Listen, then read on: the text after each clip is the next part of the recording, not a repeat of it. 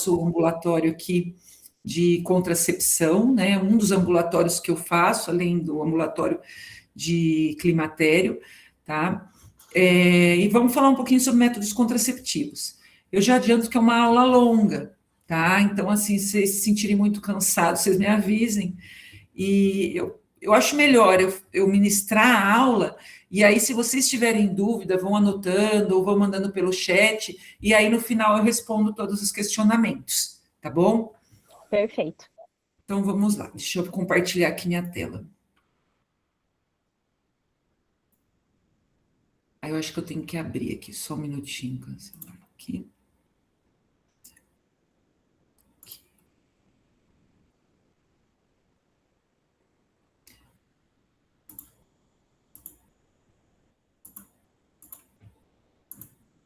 Eu não estou me achando aqui, só um minutinho aqui. Será que estou aqui?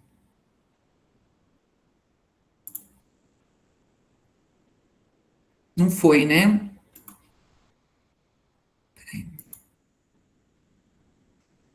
Ainda não, professora. Quer ver? Deixa eu só...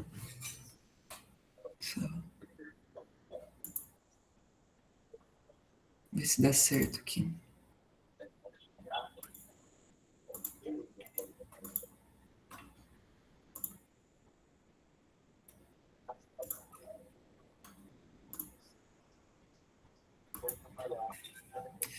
Eu vou em janela aqui, não é? Põe no ecrã inteiro. Peraí. Porque às vezes só no janela não dá. É interessante que eu não coloco inteiro, depois eu não consigo entrar na reunião, não acho a janela da reunião. Isso que eu tô achando estranho, quer ver? Vou colocar inteiro. Isso. Daí você já clica na sua aula. Então, mas ó, não tá indo. Deixa eu ver o que eu tô fazendo errado aqui. E eu tentei uma vez e foi. Foi no compartilhar tela, né? Peraí. Peraí só um pouquinho. Só preciso ver aonde que eu tô aqui, ó.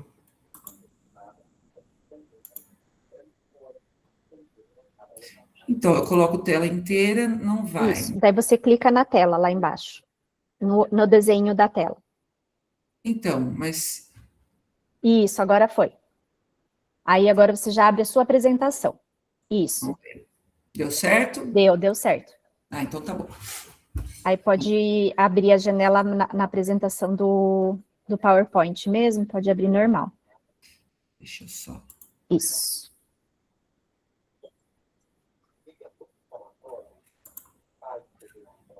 Aí, pronto? Perfeito.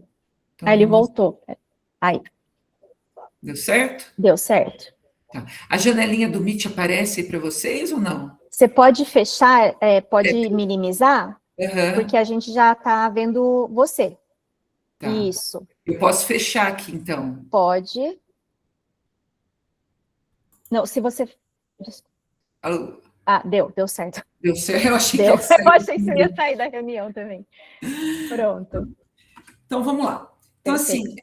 assim, a gente vai começar falando como se fosse um caso clínico mesmo, né? Que é o que a gente vê no dia a dia, aí, principalmente nos consultórios. Então, nós recebemos a Maria Vitória, que é uma adolescente de 17 anos, que ela vem até a unidade de saúde para uma consulta médica, pois ela deseja iniciar um método contraceptivo. Ela iniciou atividade sexual há 3 meses. Muito estudiosa e curiosa, ela já conversou com a mãe, com as amigas e fez uma vasta pesquisa no Google. Porém, refere estar muito confusa e assustada com tantas informações. Ela não tem problema de saúde, não fuma, a última menstruação foi há 15 dias e o método contraceptivo atual é o preservativo masculino. De antecedentes familiares, os pais têm boa saúde e ela não tem irmãos. E aí ela vem com esse questionamento. Não quero ficar grávida, doutora. Minha mãe me orientou a vir aqui porque a senhora vai escolher um método contraceptivo para mim. Qual devo usar? Né? E eu falo que essa frase tem uma coisa muito errada nela, né? Que é, a senhora vai escolher um método contraceptivo para mim. E o planejamento familiar, ele significa orientação. Nós, médicos, nós temos que expor os métodos contraceptivos disponíveis, explicar riscos e benefícios, mas quem escolhe é a paciente, tá? A orientação é um elemento essencial para a qualidade da atenção e planejamento familiar. É um processo que auxilia as pacientes a tornarem decisões voluntárias, informadas sobre a escolha do método contraceptivo. Aqui nesse gráfico, então, a gente tem a porcentagem de mulheres que param o método anticoncepcional de acordo com quem escolhe. E veja, se o profissional de saúde quem escolheu, 72,2% dos pacientes não dão continuidade ao uso. E quando, não desistem do uso, perdão. E quando a escolha é da paciente, né, essa desistência é muito menor. Então, veja, a gente tem que orientar, mas quem escolhe é a paciente. Tá certo, mas legal, mas qual é o melhor método contraceptivo? Porque ela vem atrás de informação, e é isso que a gente tem que ver, tá?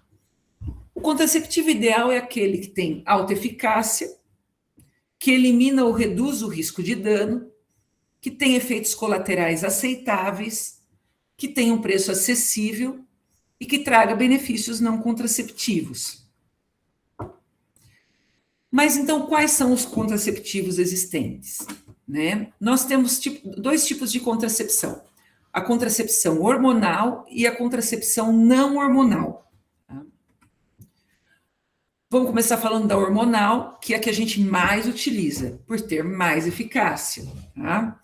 A hormonal, ela se divide em duas: em hormonal com estrogênio e progesterona, também chamado de combinados, e a hormonal de progesterona isolada. Então, ou que usam os dois hormônios, estrogênio e progesterona, ou que usa só progesterona. Vamos começar falando, então, dos combinados. Dos contraceptivos combinados, nós temos as pílulas orais, os adesivos transdérmicos, o injetável mensal e o anel vaginal. Esses são os disponíveis. E como que eles agem? Eu sempre falo para os meus alunos assim: não existe terapia hormonal, por exemplo, da menopausa, sem estrogênio, tá? E não existe contracepção hormonal sem progestagênio. Então, o carro-chefe da contracepção hormonal é o progestagênio. E como que o progestagênio age? Ele age inibindo a secreção do LH.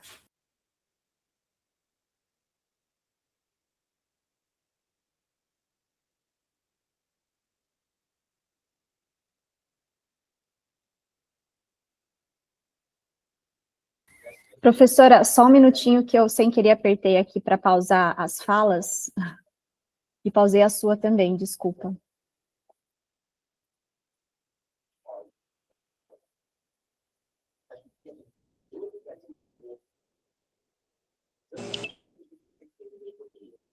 Ai.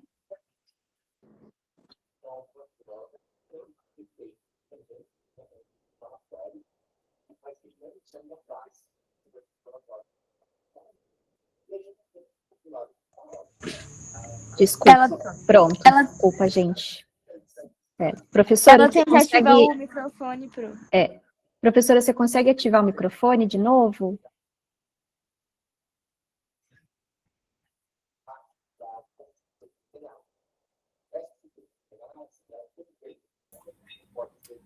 Deu certo? Isso, obrigada. Nada. Erro meu aqui, desculpa. Imagina. Voltou certinho? Certinho. Tá. Até onde os meninos escutaram? Até o LH. Tá. Então, eu vou voltar. Foi esse slide mesmo, né? Isso, esse aí mesmo. Tá. Então, olha. Foi. A inibição, então, da secreção o progestagênio leva à inibição da secreção do LH, levando à inibição da ovulação. O progestagênio, ele altera o muco cervical, ele torna o muco cervical mais espesso, tá? Então, ele fica hostil à ascensão do espermatozoide. Ele leva à atrofia das glândulas endometriais, deixa o endométrio careca, né? Ele impede o desenvolvimento do endométrio. E leva à alteração tanto na secreção quanto na peristalse das trompas, impedindo, então, o transporte do ócito.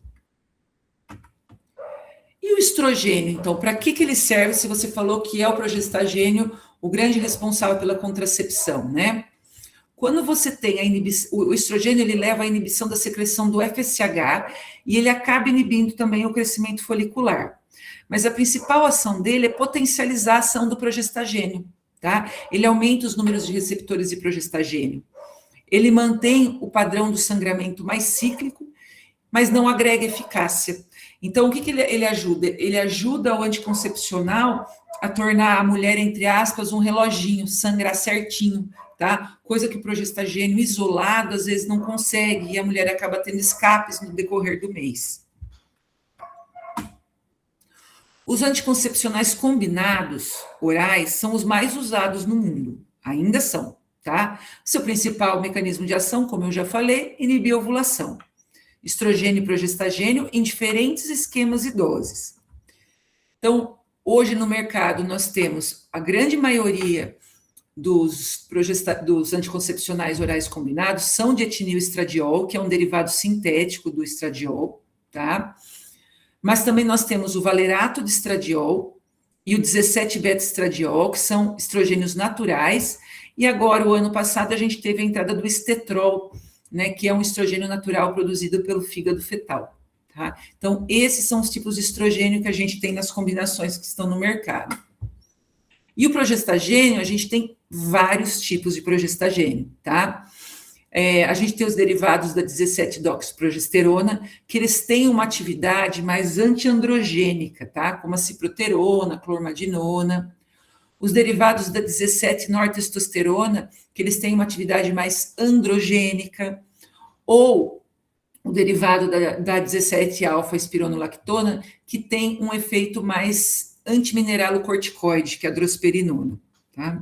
É claro que isso é o detalhe do detalhe, né? Vocês não precisam saber tantos detalhes assim, mas para vocês saberem que existem inúmeras pílulas no mercado, né? E existem várias maneiras de tomar. Então, assim, quando você vai dar um anticoncepcional para uma menina, né, você tem que ver qual que você está dando, porque eles não são de tomadas todas iguais. Então, veja, só para vocês terem uma ideia, a gente tem 21 dias tomando, 7 dias sem tomar, 22 dias tomando, 6 dias sem tomar, 24 dias tomando, com 4 dias sem tomar, ou 4 pílulas inertes, tá? 26 com 2 inertes, ou sem pausa. Então, são todos os tipos de anticoncepcional combinado que você tem no mercado. Então, quando você vai prescrever um anticoncepcional combinado, você tem que saber como ele é tomado, porque não são todos iguais. E é aqui que a gente tem muito erro, né? Que uma vai falando para a outra e toma do jeito que quer. Problema do anticoncepcional oral, esquecimento, atraso na ingestão, interações medicamentosas, ou problemas gastrointestinais, o paciente está com uma virose, acaba vomitando, e vomita o anticoncepcional, acaba não tendo absorção, né? Então, ele é um anticoncepcional que tem falha. Outro tipo de contracepção hormonal é dos injetáveis, também são combinados. Os injetáveis são de estrogênio natural com progestagênio, e eles são aplicados uma vez por mês intramuscular, tá? A gente também tem os adesivos transdérmicos, que é tipo um band-aid mesmo, tá? Que a gente coloca nas partes gordinhas do corpo, menos na mama, tá?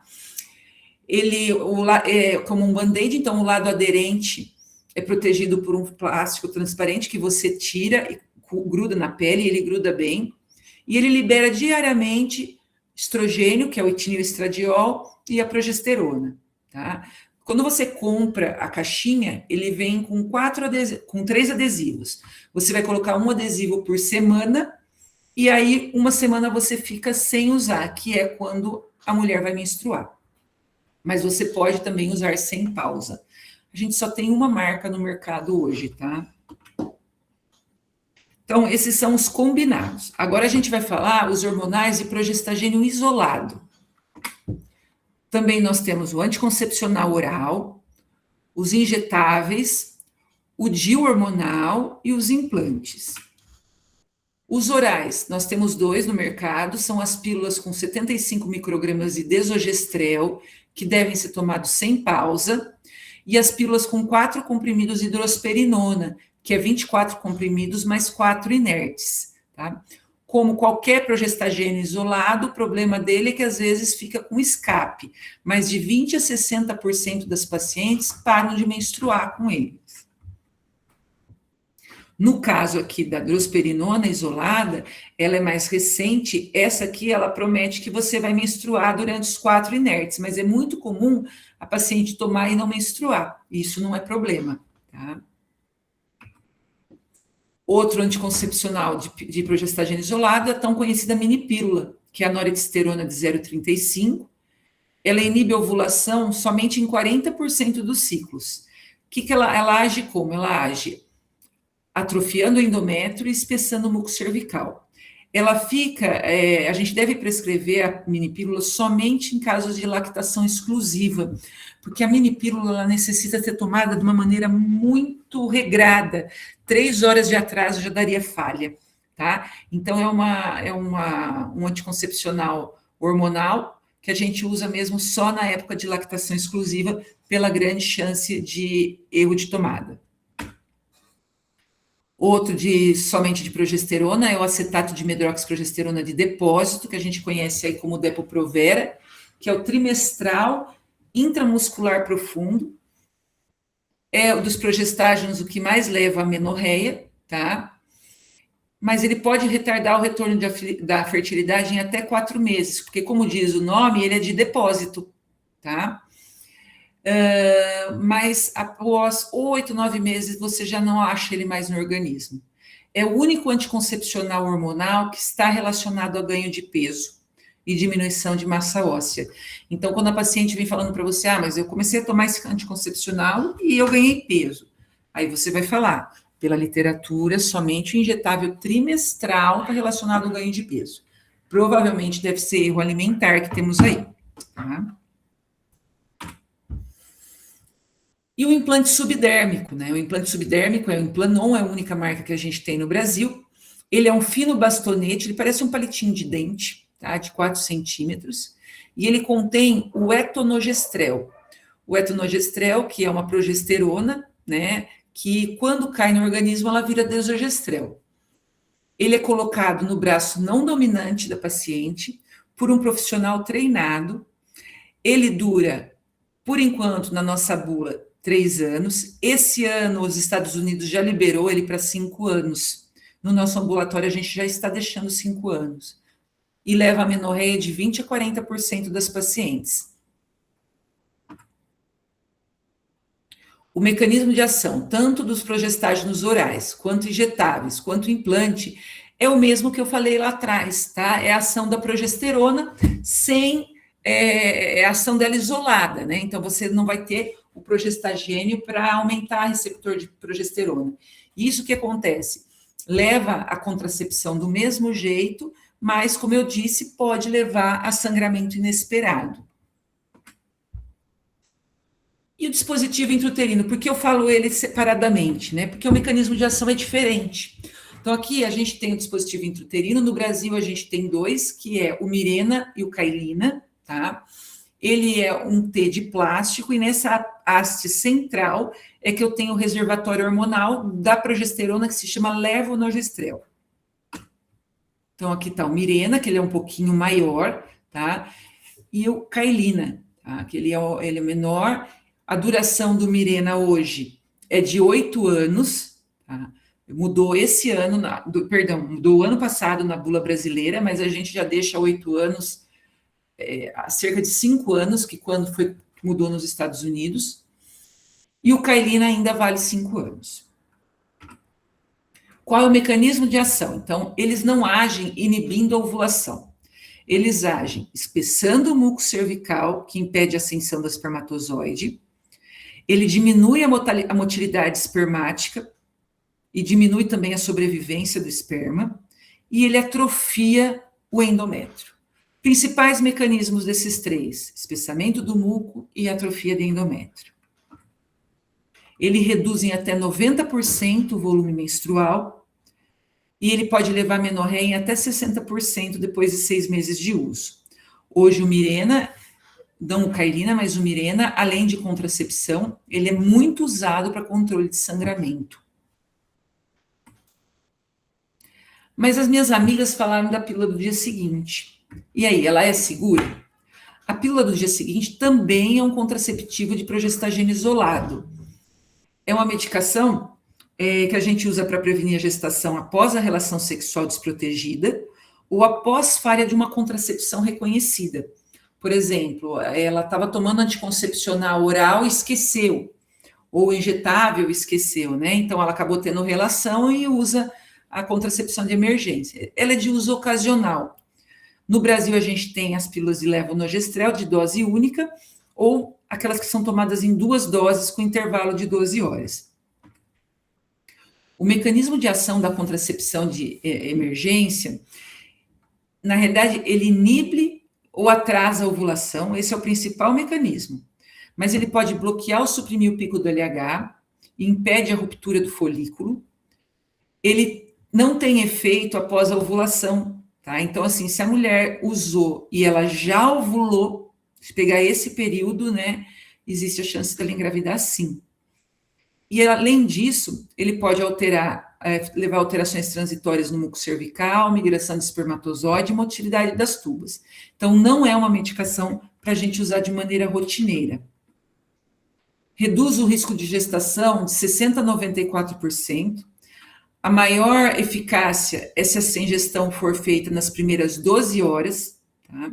Então, a cada 12 horas que vai passando, você tem uma redução de 50% de eficácia, e não há dados referentes à eficácia após 5 dias ou 120 horas. Dos efeitos colaterais, náuseas, vômitos, cefaleia, sangramento irregular, tontura, mastalgia, que é dor na mama, dor abdominal. Mas é muita informação. Mas eu posso passar mal com esses hormônios? Sim, os contraceptivos hormonais têm efeitos adversos, ora pelo estrogênio, ora pela progesterona. Mas quais são os principais? Náusea, principalmente pelo componente estrogênico, tontura, os 2 componentes podem dar, vômitos, mais pelo componente estrogênico, dor de cabeça, piora da enxaqueca, o estrogênio, dor na mama, o estrogênio, sensação de inchaço, os 2, tá? Alterações de humor, os 2, alteração de peso, como eu falei para vocês, só injetável trimestral, acne, oleosidade da pele, é o progestagênio, alteração no padrão de sangramento, é o progestagênio, alteração na resposta sexual, os 2, mas o estrogênio é o que mais está relacionado à diminuição da libido.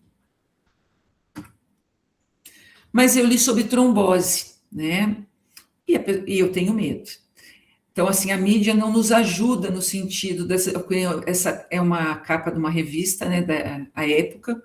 Usei anticoncepcional e quase me matou. O tratamento necrosou os dedos dos meus pés. Tiveram que ser amputados. Então, por que eu falo que a mídia não trabalha a nosso favor, né? Quando você trabalha com números, quando você trabalha com ciência. Tá? Eu trago aqui uma população de 10 mil mulheres. Então, aqui nós temos, cada pontinho desse é uma mulher. Então, numa população de 10 mil mulheres, eu vou focar esse primeiro quadradinho aqui e vou dar esse aumento para vocês. As mulheres, aqui laranjinhas, são as mulheres que vão trombosar e não são usuárias de anticoncepcional hormonal oral. 4 mulheres em 10 mil ao ano irão trombosar. Aqui são as mulherzinhas, as verdinhas, são as mulheres usuárias de contraceptivo hormonal com etinilestradiol, porque o etinilestradiol é o mais trombogênico dos estrogênios, tá? Então, nós estamos trabalhando com ele. Eu tenho 8 mulheres em 10 mil que vão trombosar. Então, de 4 eu passo para 8. Realmente aumenta a chance. Mas quando eu vejo mulheres grávidas, a chance de trombose em 10 mil mulheres são 29 mulheres, que são as azuis aqui.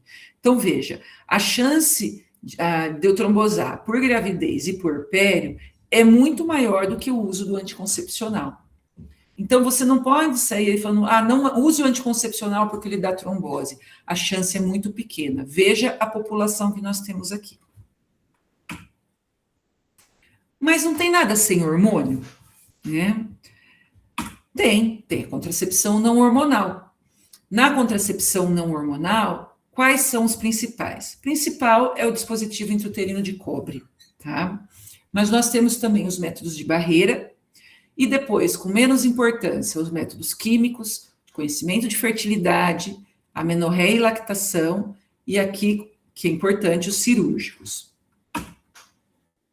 Por que eu falo do dispositivo intrauterino de cobre? Porque é um método de alta eficácia, que nós temos disponíveis no SUS. No SUS nós temos o T de cobre 380A, que tem validade de 10 anos, tá? Mas no mercado nós também temos o T de cobre com prata e o Multiload, que é um outro modelo. Esses não estão disponíveis pelo SUS, e a eficácia é igual à do T380A, mas a duração é menor. Então, custo-benefício, esse daqui vale mais a pena. Mecanismo de ação do cobre. A liberação dos íons de cobre tem uma ação espermicida, reduz a motilidade, a viabilidade e a capacitação do esperma. Ele também leva a uma reação inflamatória, tanto no endométrio quanto nas tubas, tornando o ambiente hostil a gametas. Além disso, ele modula prostaglandinas e citocinas e interfere na fertilização. E o método de barreira, já diz o nome, é barreira física contra o espermatozoide. Eu quero impedir que o espermatozoide chegue até o óvulo. O principal e mais conhecido é o preservativo externo, ou também o antigo preservativo masculino, onde a gente fala preservativo externo, disponíveis no SUS, nas faculdades, né, que acaba sendo mais usado. Lembrando, e o preservativo interno, ou também preservativo feminino, menos conhecido, mas também disponível pelo SUS. Nós temos esse plástico, né? De um lado você tem um ar um pouquinho mais duro e um maior do outro lado. O maior é o que fica do lado externo da vulva, tá? Então a mulher insere, o lado menor fica encostado no colo, que é esse daqui, e o lado maior fica externo à vulva. Lembrando que esses dois métodos são os únicos métodos que previnem doenças sexualmente transmissíveis. Fora isso, nós temos o diafragma, que é um método que tem caído em desuso, tá? Ele é de silicone ou látex, ele é reutilizável, ele é usado junto com gel espermicida, então a mulher coloca o diafragma no colo do útero, inserir antes da relação sexual, até 2 horas antes, e você tem que manter ele lá no mínimo 6 horas e no máximo 24 horas após a relação. E ele é difícil porque você tem que ir no ginecologista, porque ele requer prescrição para o ajuste do tamanho dele. Então, devido a essa dificuldade, a não trazer benefícios em doenças sexualmente transmissíveis e ser menos eficaz, tá? O preservativo masculino e o feminino ganharam espaço e o diafragma caiu. Mas eu trago para vocês porque ainda existe para vender no mercado brasileiro. Outro que existe é o método químico, que é o espermicida. São substâncias químicas que destroem espermatozoide, mas tem baixa eficácia quando usado isoladamente.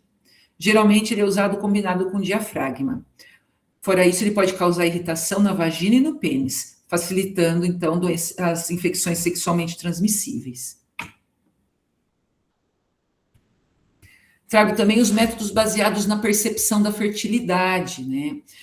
Qual que é o mecanismo de ação? É a mulher observar sinais e sintomas do seu ciclo reprodutivo, que são mudanças na temperatura basal. A gente sabe que um pouquinho antes do pico do LH, a temperatura da mulher sobe em até 2 graus, alteração no muco cervical e padrão regular do ciclo. Então, a tabelinha acaba sendo desses métodos o mais usado, que é o calendário de Diogino-Knaus, né, onde a mulher ela sabe, uma mulher que é regradinha, tem um ciclo de 28 dias, ela sabe, então, que se ela contar aqui, ela vai estar ovulando entre o 14º e o 15º dia, e aí a gente pede para não ter relação, né, nos 4 dias antes e 4 dias depois. Um método de eficácia baixa, porque toda mulher no decorrer da vida vai ter alteração no ciclo menstrual. Alterou, você perde toda a lógica da tabela. Então, assim, é um método que tem uma taxa de falha muito grande. O método do muco é o método que você vai ver a consistência do muco cervical. E na fase fértil, o muco cervical ele fica mais grudento, seria isso. O método sintotérmico é a junção da temperatura, do muco e o colo que fica mais amolecido. E existe também a monitorização hormonal da urina, que é tipo um teste de gravidez que você faz, porque o LH ele tem um pico 24 a 36 horas antes da ovulação. Então, se esse teste, mas não é um teste de gravidez, é um teste que vai detectar esse pico de LH. Se ele detecta esse pico de LH, significa que você vai ovular daqui 1 a 2 dias. Mas imagine, todo mês você ter que ficar com a fitinha lá, vendo várias vezes no mês quando você vai ovular. É um método caro, né? E de baixa eficácia também. Esses métodos, existem vários aplicativos, alguns até aprovados pelo FDA, que são usados para auxiliar. Mas eles têm restrição por serem feitos apenas para ciclos regulares, então diferenças entre maior ou menor com ciclos, eles não podem ter diferença com mais de 10 dias. Ele tem alta variabilidade na eficácia, pois dependem muito da disciplina da usuária, e poucos estudos de qualidade para avaliar a eficácia real desses métodos. Então, nós não recomendamos. A lactação, aqui eu trago, é a lactação exclusiva, tá? É a amamentação. A amamentação, a ocitocina da amamentação inibe, a prolactina, né? Ela inibe as gonadotrofinas. Então, você tem uma inibição da ovulação. Mas para eu usar esse método, eu tenho que ter 3 critérios. A mulher não pode ter voltado a menstruar, só posso usar nos primeiros 6 meses de parto e a mulher tem que estar em amamentação exclusiva. Se um desses não fechar, eu não posso usar esse método como contraceptivo. Tem alta taxa de falha. E os cirúrgicos, né? Os cirúrgicos estão conhecidos, né? A laqueadura, que nada mais é do que você interromper a passagem aqui do óvulo através de um corte realizado nas trompas. E a vasectomia é você impossibilitar a subida do esperma através aqui de você romper o ducto deferente. A laqueadura, primeiro a vasectomia, ela é feita com incisão local, né? É muito próximo aqui, é uma cirurgia muito simples. E a laqueadura, diferente, ela é um pouquinho mais complicada, e ela pode ser feita através de laparotomia, que seria uma mini cesárea, um mini corte na barriga da mulher, através de cirurgia por vídeo, ou também chamada laparoscópica, pela vagina, dá para ser feita também, e periumbilical, quando é feita imediatamente após o parto. Então, a gente acaba entrando pelo umbigo, porque o útero está grande. Lembrando que nós tivemos uma mudança na lei da laqueadura e da vasectomia em 2022. Hoje, para você fazer um procedimento cirúrgico, você pode ter, a idade mínima são 21 anos, ou abaixo dos 21 anos, mas tem que ter 2 filhos vivos. O consentimento do cônjuge não é exigido. O prazo mínimo entre você assinar a solicitação escrita, tanto da vasectomia quanto da laqueadura, são 60 dias. Teoricamente, esse paciente tem que passar por um aconselhamento multiprofissional de médico e psicólogo, e você só pode fazer o procedimento depois de 60 dias que foi assinado o termo. A laqueadura no parto, ela é permitida, tanto pós-parto vaginal quanto durante a cesárea, mas ela tem que ser solicitada também com 60 dias de antecedência. Então, não adianta a mulher chegar no centro obstétrico e falar, eu quero fazer laqueadura. Se ela não trouxer o termo de consentimento assinado com mais de 60 dias, nós não estamos autorizados a fazer. E são muitos métodos, né? Todos dão a mesma segurança? E a resposta é não. Né? Para isso, a gente tem que medir a eficácia do contraceptivo. Como essa eficácia é medida? Através do índice de Pearl. O que diz esse índice? É o número de gravidezes que ocorrem em 100 mulheres que utilizam aquele método no período de 1 ano. Se esse índice for de 0 a 1, então quer dizer, até uma mulher em 100 engravida em 1 ano, ele é dito como muito efetivo. Se ele for de 2 a 9, é considerado efetivo. E acima de 10, pouco efetivo.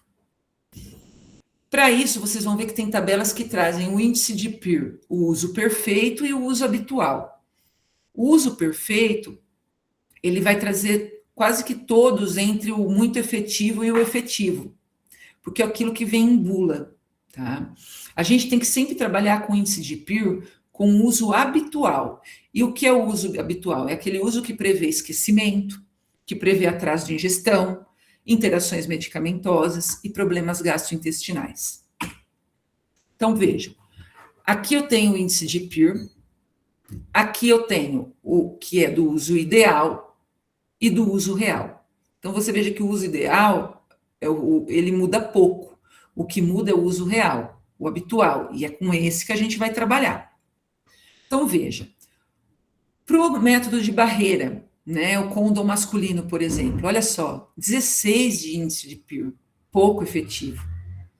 A abstinência nos períodos férteis, que seria a tabelinha, o índice de Pearl nem é medido, porque é muito erro que acontece com o uso real. Diafragma espermicida também pouco efetivo. Coito interrompido, então, e espermicida isolado, pouquíssimo efetivo. Tá? Então, são métodos que a gente opta por não usar, né, tirando o condom masculino, aqui mais por conta de IST, tá? Mas que são pouco efetivos. Os efetivos, veja, lactação e amenorreia, com aqueles 3 itens, né? Não pode estar, tem que estar amamentando exclusivo, não pode estar, tem que estar em amenorreia, e os primeiros 6 meses, ele tem até que um índice efetivo. Injetável mensal, pílulas combinadas, pílulas de progestagênio, anel vaginal e adesivo, todos eles têm o mesmo índice, e um índice efetivo também. E esses são os que são muito efetivos, quer dizer, o índice de Pearl é abaixo de 1. Nós temos o implante de levonorgestrel, que é o mais efetivo deles, veja, o índice de Pearl é de 0,05, seguido da vasectomia, 0,15, depois os DIUs hormonais, 0,2, a laqueadura, 0,5 e o DIU de cobre, 0,8. E por que é importante falar isso? Para a gente falar, então, dos LARCs. O que são os LARCs? São contraceptivos reversíveis de longa duração, de alta eficácia. Eles estão aqui, ó. E quem são? O implante, o DIU hormonal e o DIU de cobre. Lembre que LARCs são reversíveis, por isso que não entra vasectomia e laqueadura. Então, DIU hormonal, DIU de cobre e implante. Esses são os conhecidos LARCs. E os LARCs têm ganhado muito espaço, tá? Devido à sua alta efetividade. Veja, nesse gráfico, você tem os LARCs, o uso típico em verdinho e o uso perfeito em azulzinho. O uso típico e perfeito dos LARCs é praticamente a mesma coisa, diferente dos outros. Veja o injetável, o uso perfeito e o uso típico. Olha a quantidade de taxa de mulheres que engravidam. É a mesma coisa da tabela, mas em gráfico, ó.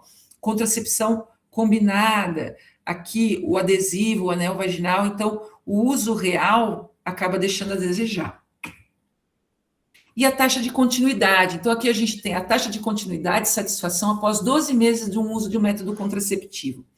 É um grande trabalho americano, onde as mulheres receberam contracepção a que ela escolhesse sem custo nenhum. Então era única e exclusivamente o fator era a escolha dela. E o que eles observaram? Chama-se estudo Choice, esse aqui, que aquelas que receberam contraceptivos de longa duração tiveram uma taxa de continuação de mais de 80%, enquanto os que usaram de curta duração, a taxa de continuação foi em volta de 54%. Em relação à satisfação, 67% das pacientes que usavam LARCs diziam muito satisfeitas, contra 42% que usavam os de curta duração. Tá? E veja, aqui na parte do insatisfeita, 16% se disseram insatisfeitas com LARCs, quanto 47% se disseram insatisfeitas com os de curta duração. Então, por isso, hoje, que os LARCs vêm ganhando tanto espaço no mercado, pela comodidade, pela satisfação e principalmente pela eficácia. Então, eu posso usar qualquer método contraceptivo? Não, né? Para você escolher um método contraceptivo, você tem que pensar. a necessidade contraceptiva dessa paciente, os critérios de elegibilidade médica e os benefícios não contraceptivos dele.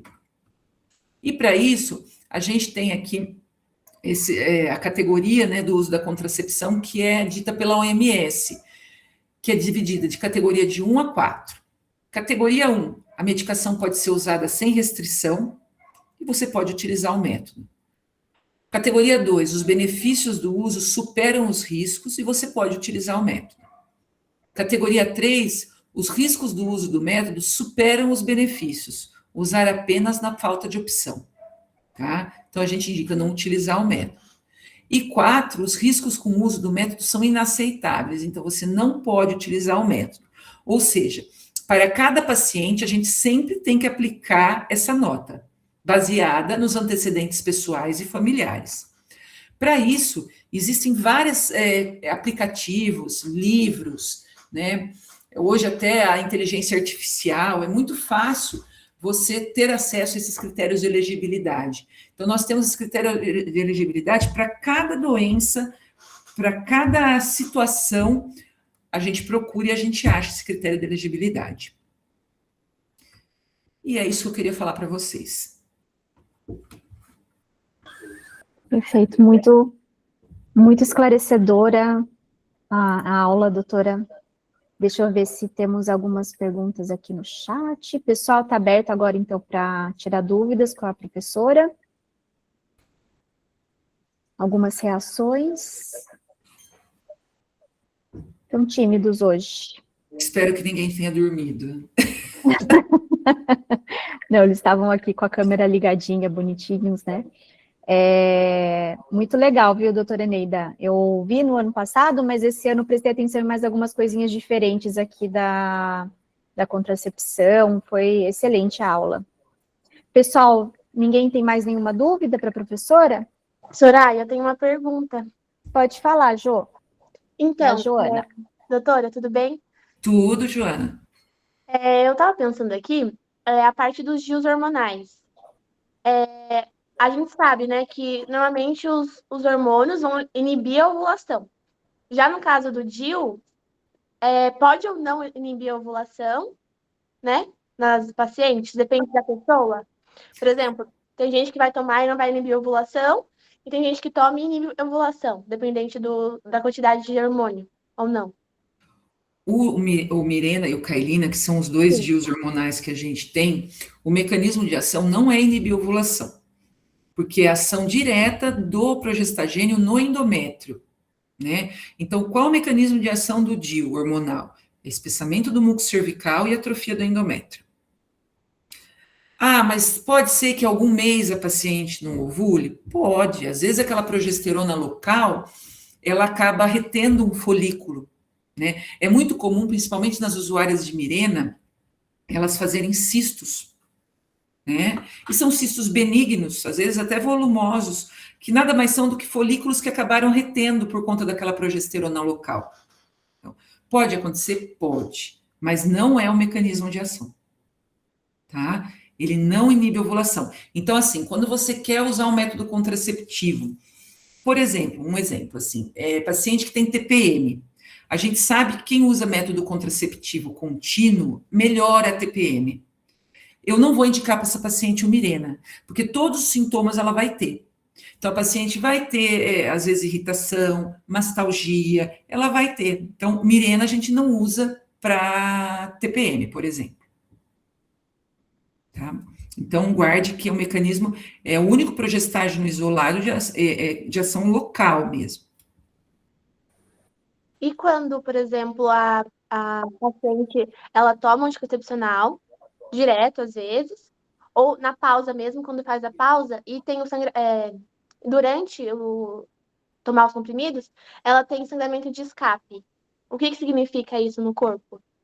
Significa só que o endométrio ele não está se sustentando durante o mês. Mas essa paciente, se ela está usando anticoncepcional, seja combinado, ou seja isolado de progesterona, inibindo a ovulação, tá. Ela tem proteção, porque uma coisa que as pacientes confundem, quando elas sangram, elas acham que elas vão engravidar, que não está sendo um método eficaz, e não tem nada a ver, tá? Ali é o endométrio que não está segurando, mas ela inibiu a ovulação. Ela não ovulou. É sangramento que a gente fala de escape. Então, a gente acaba, às vezes, em algumas pacientes, tendo que mudar o método, não por medo que ela vai engravidar, mas porque incomoda a mulher ficar sangrando toda hora. A mulher não gosta de sangrar direto. Então, a gente acaba sendo uma má adaptação ao método e a gente tem que mudar por conta disso, mas não que ela vai engravidar. Perfeito. Temos aqui o Vitor Manuel na fila. Pode falar, Vitor. Boa noite, professora. Primeiro, eu queria agradecer pela sua aula, pela didática excelente. A minha dúvida, na verdade, é quando seria indicado a utilização de métodos contraceptivos unicamente à base de progestagênio? Em quais pacientes seria realmente contraindicado a utilização de anticoncepcionais com a base com base no caso dos anticoncepcionais combinados, perdão. Tá certo. Obrigada, Vitor. Ótima pergunta, tá? Quando a gente fala em progestagênio, por que usar isolado, né? Se você vai ter um controle melhor do ciclo usando estrogênio e progesterona, porque as meninas aí da sala sabem, né? Quando a gente usa um método contraceptivo combinado, a gente sabe certinho quando a gente vai menstruar. Dá pausa, 2 dias depois menstrua. E a mulher gosta disso, né? Da previsibilidade, uma coisa que a mulher gosta. O grande problema do combinado é o estrogênio. O estrogênio é o componente trombogênico. É ele que está relacionado com trombose, tá? Então, existem algumas doenças que eu não posso usar. Existem várias, né? Mas vamos falar das mais comuns, né? Se a paciente teve já uma história de trombose, tá? Não posso usar mais. Eu tenho que usar progestagênio isolado. Tá? Ou qualquer outra, eu falo, qualquer doença cardiovascular estabelecida, tudo que entupa vaso, infarto, trombose, AVC, você não pode usar mais o componente estrogênico, então você tem que usar só a progesterona.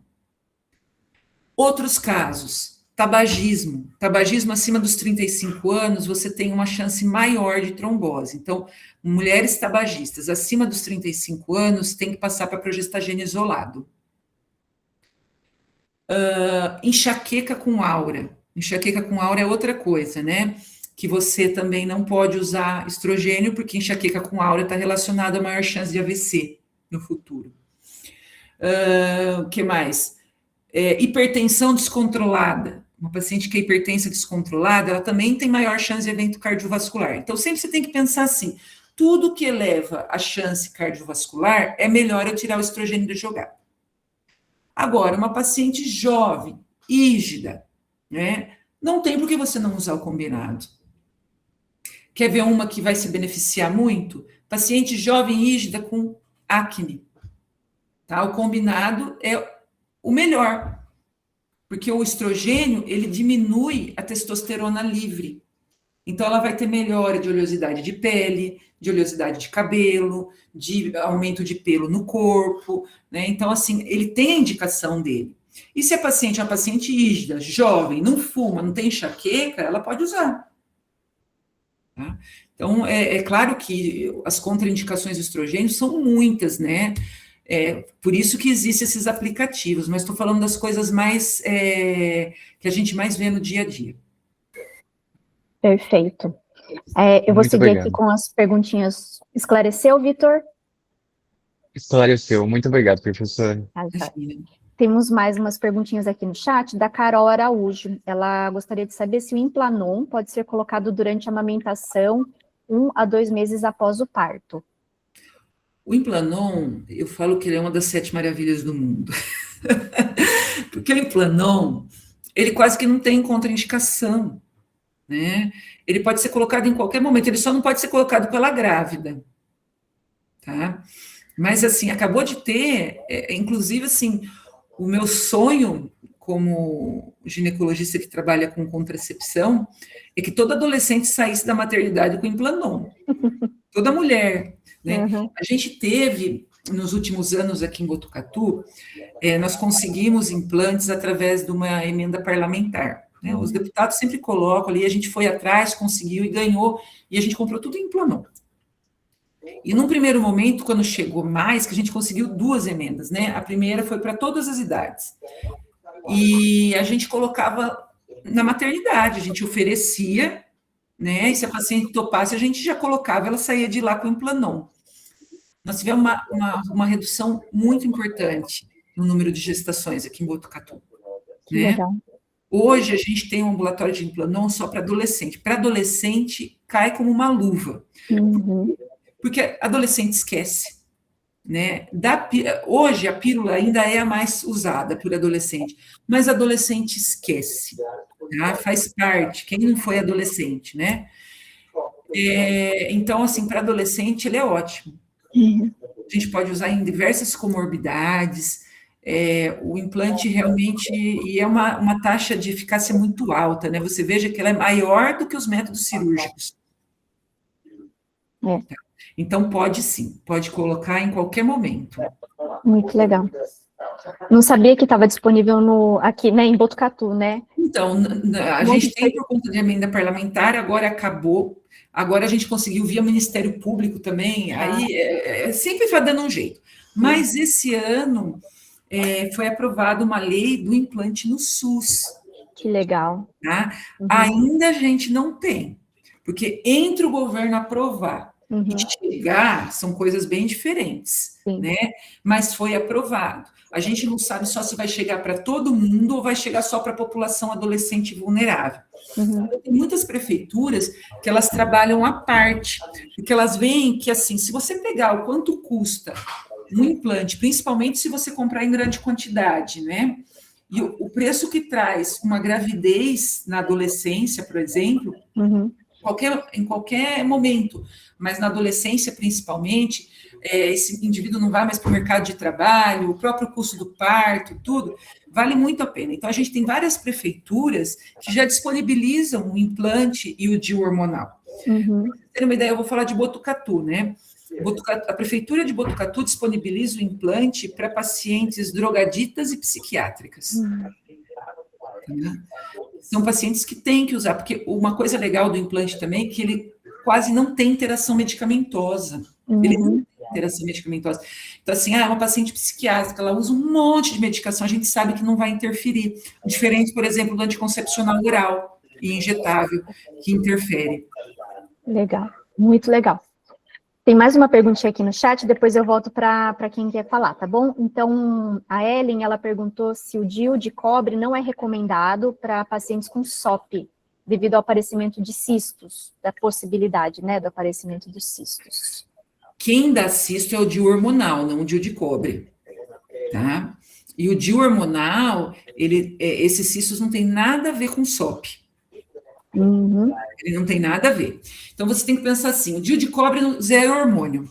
Então, uma mulher com SOP com DIU de cobre é como ela tivesse sem método contraceptivo, na parte hormonal.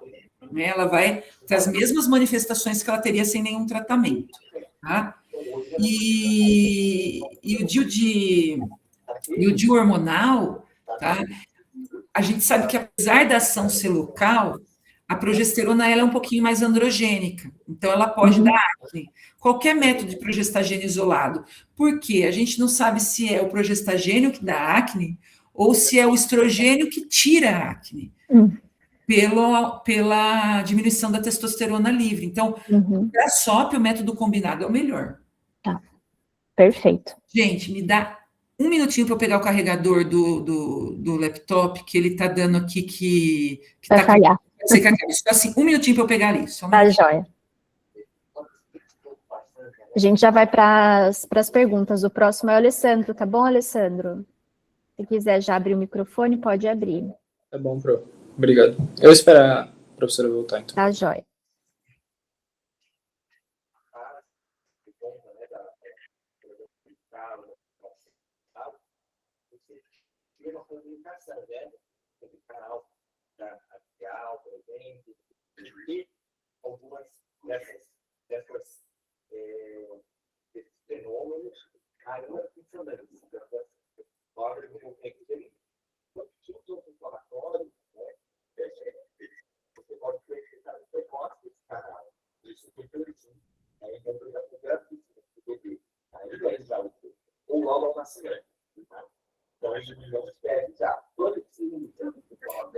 Pronto, agora eu fico mais tranquila. Muito bom. Estava com a bateriazinha cheia, eu falei, vai dar, nem tem. Sim, dá um medinho, né? Professora, o Alessandro queria fazer uma pergunta. Oi, professora, muito obrigado pela Oi. palestra. Queria fazer uma pergunta, não sei se vai acabar sendo repetitivo, mas tem a ver com as duas perguntas que já foram feitas, mais sobre as indicações, né, e recomendações. Voltando àquele caso clínico, pegando, por exemplo, para essa paciente de 17 anos, agora começando na vida adulta, sem antecedentes pessoais, sem antecedentes familiares, qual seria a sua indicação de métodos contraceptivos, uma combinação? Qual seria a melhor combinação, talvez, para essa paciente, no caso? A mais efetiva, talvez. Não, eu acho que aí, Alessandra, a gente chega que eu falei para você. Nós, como os médicos, temos que explicar tudo para ela, né? Quais são os métodos. Se essa paciente vem buscar um método contraceptivo, eu entendo que ela já usa preservativo, né? Então, ela já usa um método de barreira, ela vem atrás de um método hormonal ou um método de alta eficácia, por exemplo, como o DIU de cobre. Ela quer uma contracepção, porque ela tem 17 anos, né? Então, essa paciente, ela pode usar qualquer método contraceptivo. Vamos falar dos hormonais, tá? Porque, assim, dos não hormonais, os únicos que eu indico são a camisinha sempre, né? E o DIU de cobre. Mas ela também pode usar o DIU de cobre. Então, assim, ela pode usar todos. Então, assim, primeira coisa que eu tenho que ver é quem é minha paciente, né? Se a minha paciente é uma paciente que veio no postinho e eu sei que ela não tem condição de comprar método contraceptivo, eu vou mostrar para ela o que tem disponível, né?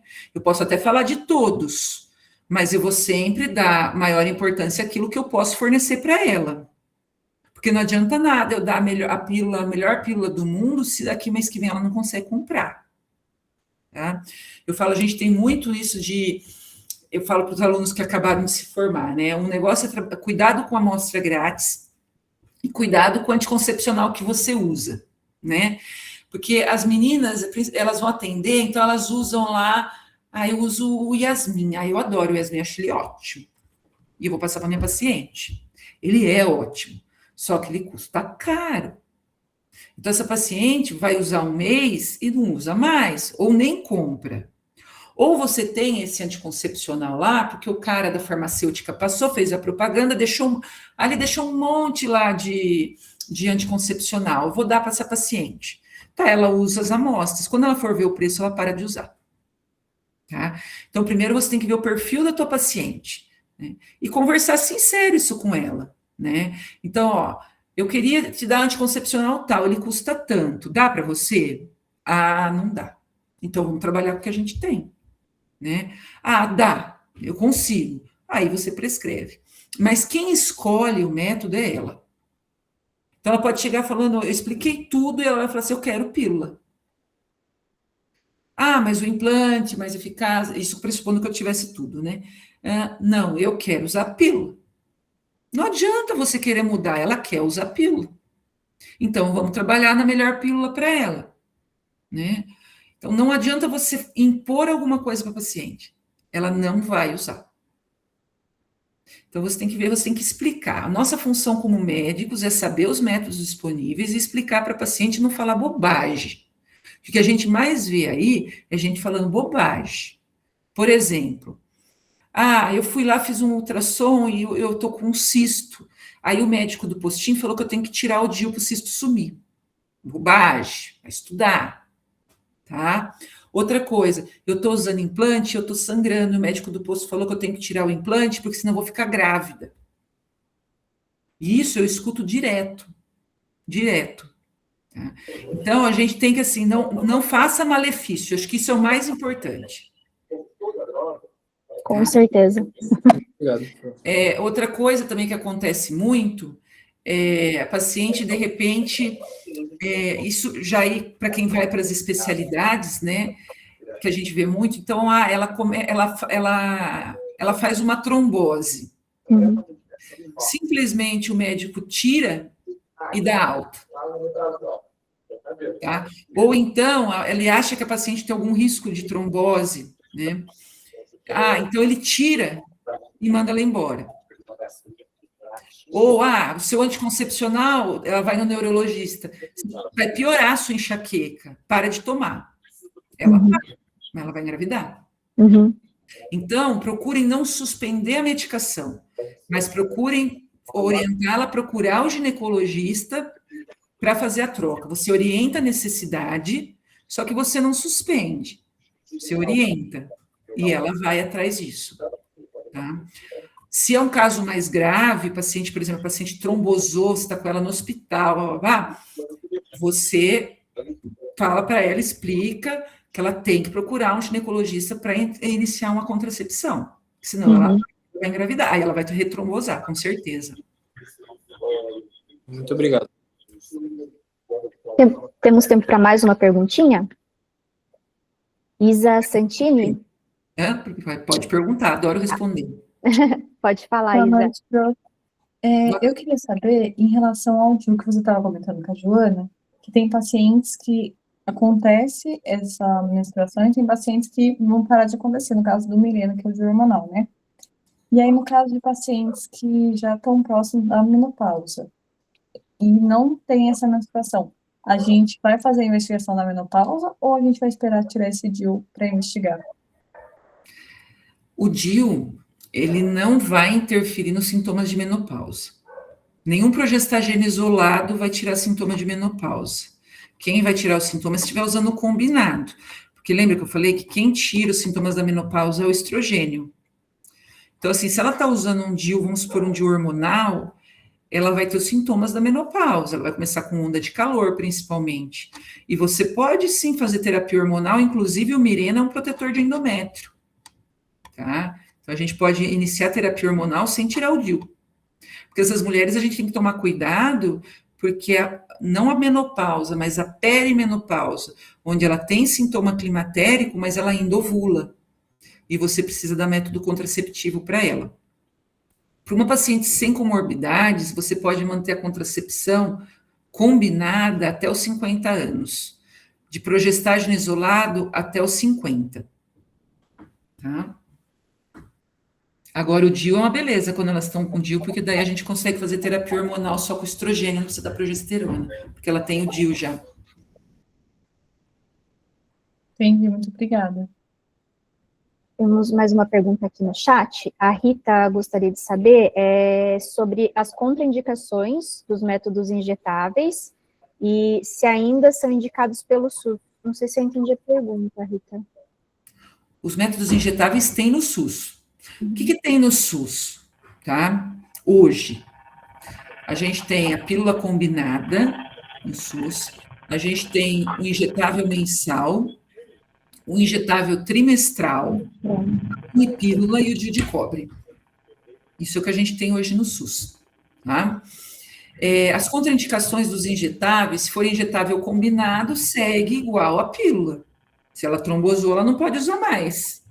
E o injetável trimestral, ele é a única progesterona que ela tem um pouquinho mais de contraindicação, né? Porque a gente sabe que ela mexe ali no perfil lipídico do paciente.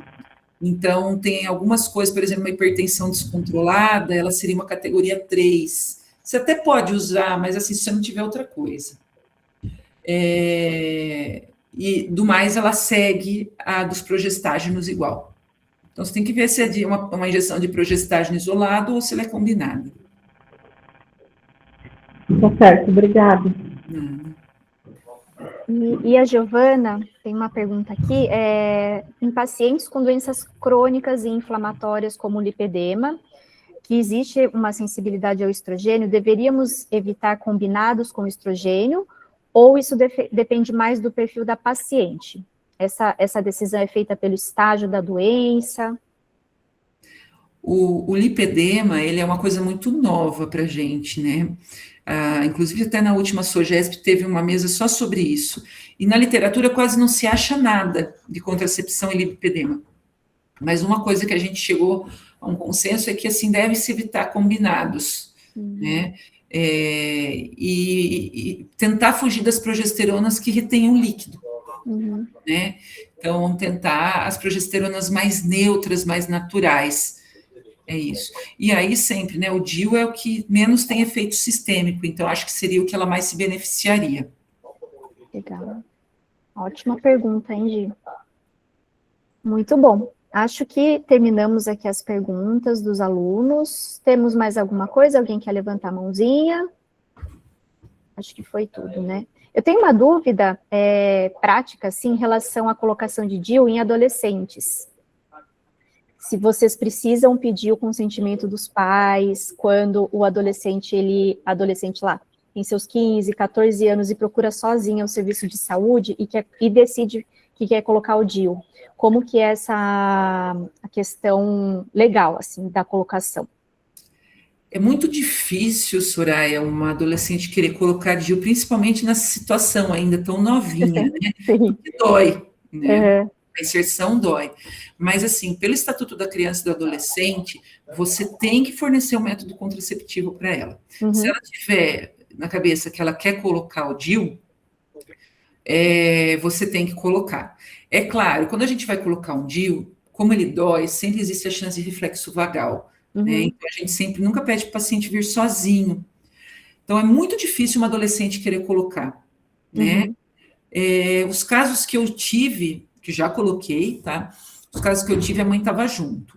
Então, Tá. não tive problema. Mas se a adolescente quiser, você pode colocar. Você tem a retaguarda do estatuto, né? Ela está indo atrás. Mas é claro, a gente, como ginecologista, sempre procura um método menos agressivo nesse tipo de paciente, Uhum. né? Nesse tipo de paciente. Mas se ela tiver que ela quer, que é o que ela escolheu, Uhum. né, você pode colocar sim. Não precisa Legal. ter a mãe na consulta, não precisa ter aval dos pais. Perfeito. Na realidade, o pessoal erra muito, né? Erra principalmente nos menores de 14 anos. Uhum. A gente tem uma resistência muito grande, porque teoricamente, por lei, menor de 14 anos é estupro. Né? Então, a gente sempre cai nessa, mais pelo Estatuto da Criança e do Adolescente, acima de 12 anos, se você não identificar que essa criança está sendo vítima de algum abuso, coerção, uma coisa assim, você não precisa notificar conselho tutelar. O mais comum da gente pegar são meninas de 13, 14 anos sexualmente ativas. Que nem essa paciente aí de 17. Sim. Elas chegam porque elas querem. E que bom que elas foram atrás de você. Porque senão ela vai engravidar. Uhum. Né? Então, a gente pode sim fornecer método contraceptivo para as meninas. Eu tive uma situação que eu estava de plantão, né, no pronto-socorro da pediatria, e chegou uma mãe, porque ela foi, a menina de 13 anos foi até o posto de saúde porque queria tomar anticoncepcional, porque estava namorando o namoradinho lá de 15 anos.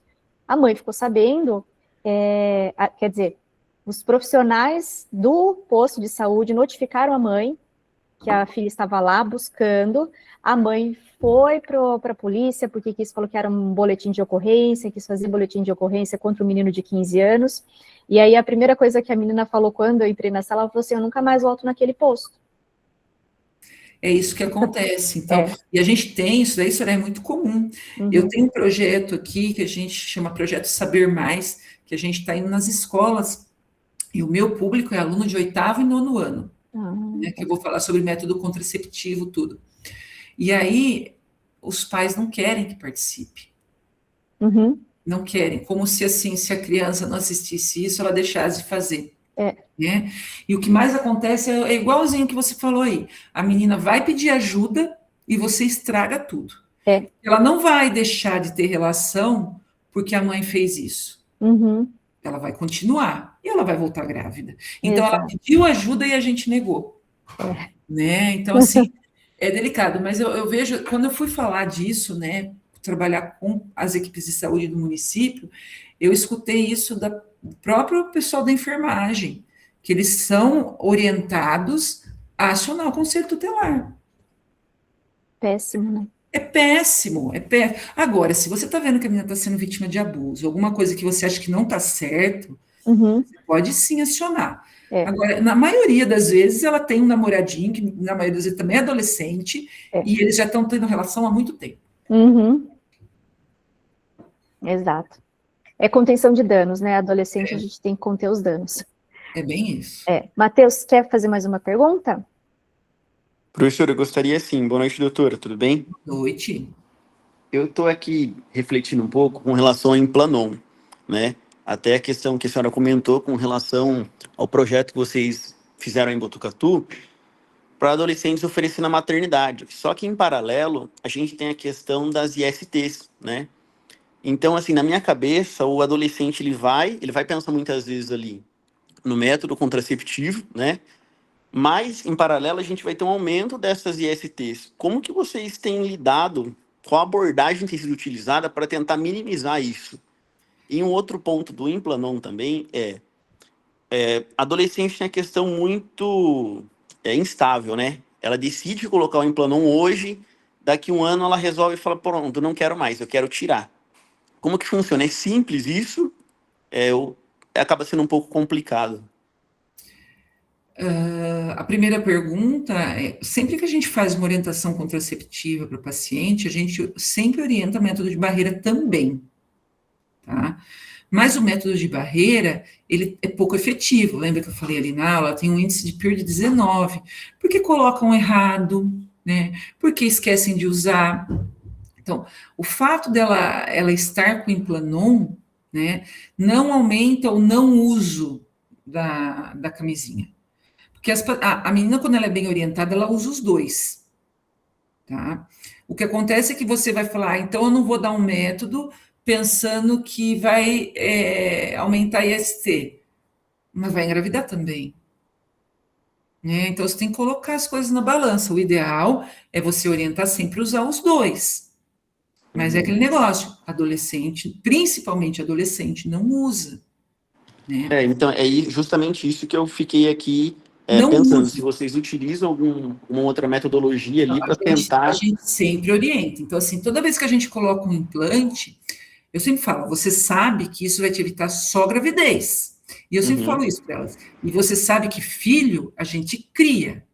Agora, doença sexualmente transmissível, muitas vezes pode te levar à morte, né? Então, eu sempre uso isso. E eu falo, quem vê cara não vê coração. Não é porque o mocinho é bonitinho e bem apessoado que ele não vai ter. Foi-se o tempo disso, né? Então, cuide de você primeiro e depois do outro. Isso eu sempre falo para elas, né? Mas não adianta a gente... É que nem tapar o sol com a peneira, né? Porque é um método de baixa eficácia. Se ele fosse de alta eficácia, eu tinha um índice de PIR diferente nos meus estudos. Eles muito. Quantas vezes você não fala, engravidou, a camisinha estourou. Entendeu? Mesmo ela usando. Ou, naquele dia não tinha. Né? Então, eu falo para meus pacientes, camisinha é uma coisa que tem que andar com a menina. Porque se o parceiro falar que não tem, você tem. Né? E não aceite. Vocês sabem hoje que se uma menina aceitar ter relação sexual com camisinha, e o menino tirar na hora H, isso configura como estupro. Inclusive, a menina, se ela engravidar e ela for atrás de um aborto legal, ela tem direito. Tá? Então, as leis hoje são mais pesadas. Né? Então, assim, se consentiu com camisinha, é com camisinha que tem que acontecer. Tá? Então, a gente sempre orienta os dois, mas a gente tem que pensar na eficácia contraceptiva. Tá? E a segunda pergunta eu já me esqueci, qual que era mesmo? Com relação ao Implanon, né? Porque por essa instabilidade lembrei. da remoção. Lembrei. Não, você sabe que a gente, como eu faço ambulatório de contracepção em adolescente, às vezes vem, e geralmente são as piores, são as mais humildes que fazem isso, as birrentas. Elas colocam e elas querem tirar. Não acredito. Elas querem tirar, elas querem Mas qual que é a desculpa? E olha, e as que mais precisam, parece, são as que querem tirar. E não adianta, se ela quer tirar, e a gente tem que tirar. E orientar o método contraceptivo que ela quer. Mas essa remoção é simples. Porque Não, a subcutânea simples, ali a é gente tem que tranquilo. remover. Todos eles a gente tem que remover. Quando dá 5 anos, 3 anos, 5 anos, a gente tem que remover. Tá, remove. Eu achava que ele fosse Ele não é biodegradável. Biodegradável no organismo. Não. É esse bastãozinho de plástico, tá? Uhum. E aí a gente faz, ele é subdérmico, ele não é subcutâneo. Então, veja, ele é bem superficial. Aí a gente faz anestesia e dá um piquezinho na ponta dele e tira. Espreme, ele sai. E reação de corpo estranho também é bem raro acontecer. Eu nunca vi, mas não está isento de, tá? Ele é feito de um material hipoalergênico, tá? Eu nunca vi. O que mais a gente tem problema é com quebra. Quebra porque, principalmente esportista, ou até a minha irmã, por exemplo, que é professora e o aluno empurrou ela em sala de aula, ela caiu com o braço em cima da carteira, assim, ó, quebrou. Meu Deus. Entendeu? Então, aí quando quebra, a gente tem que trocar. Uma última dúvida para não prolongar muito também. Eu fiquei pensativo com relação ao tempo de uso, né? A senhora comentou que nos Estados Unidos já ampliaram para 5 anos, mas no Brasil está em 3. Mas que vocês aí já estão fazendo uso com 5 anos. É o quê? Um projeto piloto, isso? Como que está funcionando? Não, na realidade é que a Anvisa ela é muito lenta. Se você pegar a mudança do DIU de Mirena, ele foi liberado para 8 anos há mais ou menos uns 5 anos atrás, tá? A gente já começou a mudar, junto com os Estados Unidos, a gente já começou a deixar 8 anos. A bula brasileira mudou o ano passado. Nossa. A Anvisa é muito lenta. Então, assim, a Bayer o laboratório que produz, né, o de hormonal. Então, eles fizeram um grande estudo. Então, primeiro era 5 anos. Aí, quando eles viram que 6 dava, eles mudaram para 6 a bula. Depois que eles viram com 7 dava, eles mudaram. O último ano era o 8º, né? Mas cada ano que foi evidenciado, as bulas foram mudando nos Estados Unidos. Como eles sabem que a Anvisa é lenta, eles entraram na Anvisa só com 8. Entendi. E aí, então, foi liberado ano passado. Então, assim, se mudou a bula, a gente espera que a bula do implante vai mudar daqui uns 2, 3 anos. Tá? Mas a gente já está deixando. Maravilha. Obrigado. Nada.